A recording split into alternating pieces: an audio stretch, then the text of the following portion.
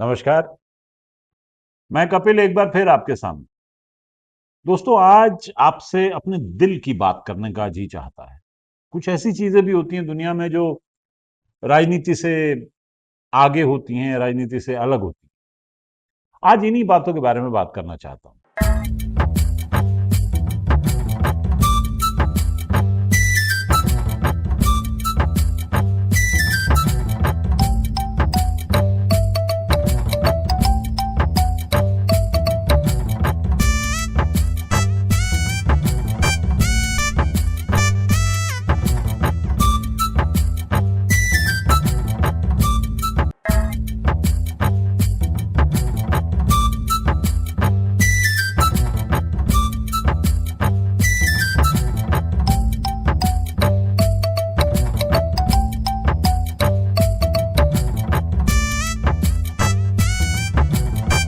अब आप कह सकते हैं कि भैया ये तो मान लीजिए आस्था की बात। तो अब जरा मेरी बात सुनिए। देखिए, जीवों के बनने या विकसित होने के जनरली दो सिद्धांत प्रचलित हैं। दो थ्योरी हैं। पहला ये कि ये ईश्वर या अल्लाह ने बनाए हैं, ये सारे जीव जो दुनिया में मौजूद हैं। बिल्कुल ठीक। दूसरा सिद्धांत इसके बिल्कुल उलट है। वो ये कहता है कि जैविक विकास की प्रक्रिया में सभी जीवों का विकास हुआ और वे उस अवस्था में पहुंचे जैसा वो आज के समय हमें दिखाई देते हैं। इन दोनों ही सिद्धांतों में से आपको जो भी मानना हो मानिए, लेकिन ये तो आप मानेंगे ही कि कोई भी जीव जब भोजन करता है यानी खाना खाता है, तो उसका शरीर उस भोजन में से शरीर के लिए आवश्यक पदार्थों का अपशोषण कर लेता है और जो अपशिष्ट यानी बेकार का पदार्थ बचता है उसे निकाल देता है, जिसे विष्ठा कहा जाता है। यानी विष्ठा भोजन का वो हिस्सा होता है जो अपशिष्ट होता है। लेकिन फिर भी कुछ लोग इसे खाते हैं या खाने की इच्छा रखते हैं। अब मनोविज्ञान की दृष्टि से देखा जाए तो ये एक बीमारी होती है जिसमें इंसान की इच्छा विष्ठा खाने की हो सकती है। इस बीमारी को कॉप्रोफाजिया कहते हैं। ये गंभीर मनोवैज्ञानिक और चिकित्सकीय बीमारी होती है। इसका इलाज संभव है।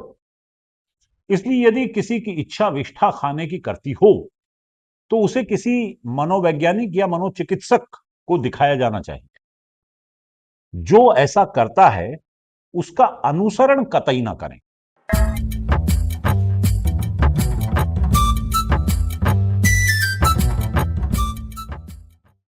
इसी तरह की एक और बीमारी होती है जिसमें किसी इंसान की इच्छा पेशाब पीने की हो सकती है।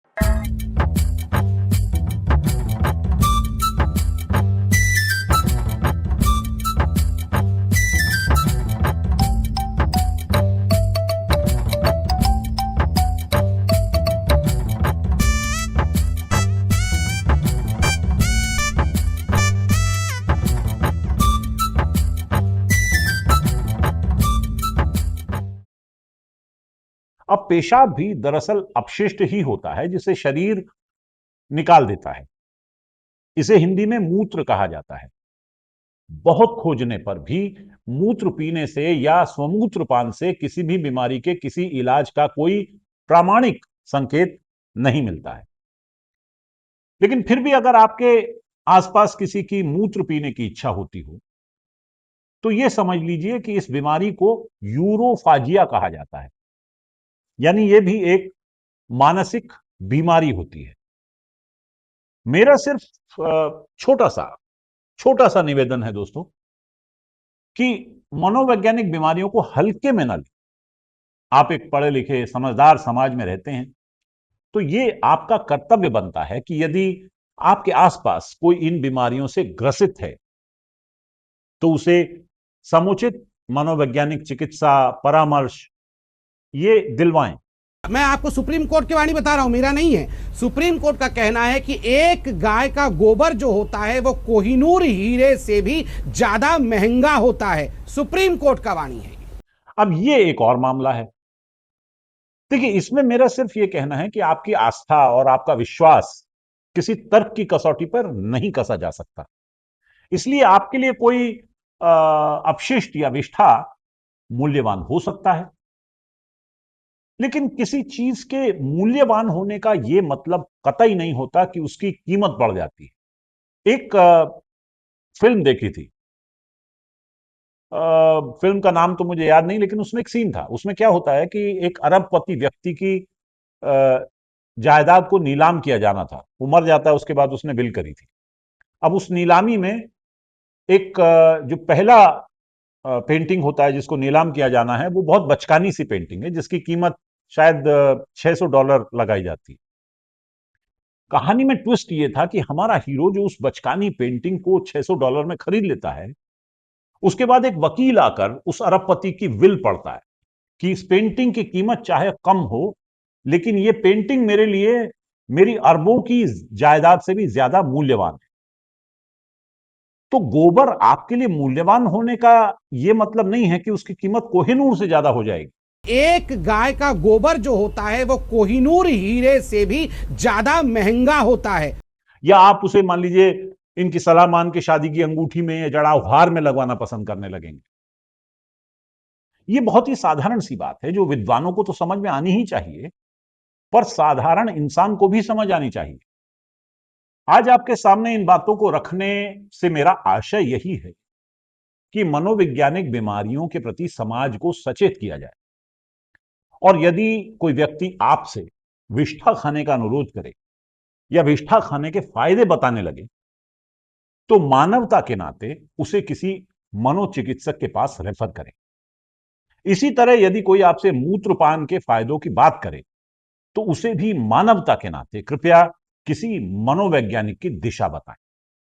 समझदार इंसानों का यह कर्तव्य है कि यदि कोई मनोरोग से पीड़ित है तो उनकी मदद करें। यदि आप ईश्वर को मानते हैं तो यकीन कीजिए, इससे बड़ी मानवता की और ईश्वर की कोई और सेवा नहीं हो सकती। और यदि आप ईश्वर को नहीं मानते हैं तो जाहिर है इंसानियत के नाते इतना सा काम तो आप कर ही सकते हैं।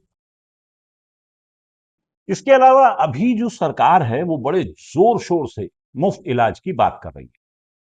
तो साथियों, इसका लाभ उठाएं और खुद से वादा करें कि यदि ऐसा कोई वाकया आपकी नजर से गुजरेगा तो आप अपना इंसानी फर्ज निभाएंगे और विष्ठा खाने और मूत्र पीने वालों को किसी मनोवैज्ञानिक या मनोचिकित्सक को रेफर करेंगे। बाकी चचा गालिब ने आज के विषय पर कोई शेर नहीं कहा।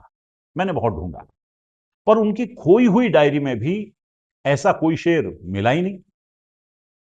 इसलिए आज मैं आपको अपना एक शेर सुनाता हूं। उम्मीद है आपको अच्छा लगेगा।